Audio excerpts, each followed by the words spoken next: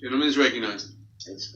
This clown. Well, they're right. They can't wait to the next election, but it's not the reason they say. The reason they can't wait to the next election is because they've taken a look at their candidate field and they have fundamentally changed every standard that they've set for themselves for impeachment for the American people. Whether you like President Trump or don't like President Trump, it would at least be worth This is not the situation of liking him or not liking him. On what it would require to bring us to this point and to harm our nation and to distract us so much from the critical needs of American people who probably wonder why we're not focused on them right now. And doing the right First, thing. they told us this has to be bipartisan. Now, I get folks watching at home might think that I'm somebody who really likes the president. I would probably be a hard vote for him to get for impeachment. But it's not just that they can't convince the president's supporters not to abandon him. They can't even convince the president's critics to abandon him. I mean, Jeff Van Drew, Colin Peterson, 2 members of Congress, 2 Democrats, they're not fans of the president, they're critics of the president. And yet they didn't vote with Democrats, they voted with Republicans. We've even got some Republicans. My colleague Will Hurd from Texas, he doesn't mind being a critic of the president. And he was honest with Democrats. He told them, this is not impeachable conduct. They told us that the process would be fair.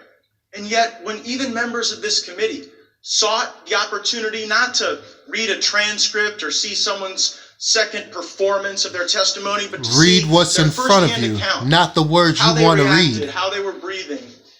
Did they fidget when they responded? We wanted to see those things, and we were excluded by the Intelligence Committee. This guy's a joke. Democrats said that to put our country through this, it would require compelling and overwhelming evidence. And that's exactly and what it every is. Time they try to cast doubt on the president's conduct, we are able to show a legitimate concern. Every time that man get on the White House lawn, he tells exactly what it is. Time and again, Democrats say, well, there's just no factual debate about what the president did. The factual debate comes from President Zelensky. The factual debate comes from the president's own mouth. Known, but Yermak, he knew. Sondland talked to Yermak and conveyed this shakedown.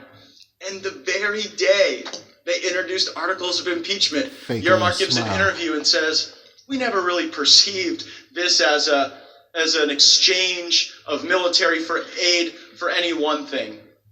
Time and again, they let us down in their claims. But one thing we know for certain is that this was a sad inevitability. I had someone ask me recently, do you feel some sense of history, some sense of moment that you're about to vote on impeachment? And sadly, I knew this time was coming since the Democrats took control of the House of Representatives, because they didn't lay out a plan to appropriate for the budget, work with us on critical generational issues. They set out a plan for impeachment. How do we know that?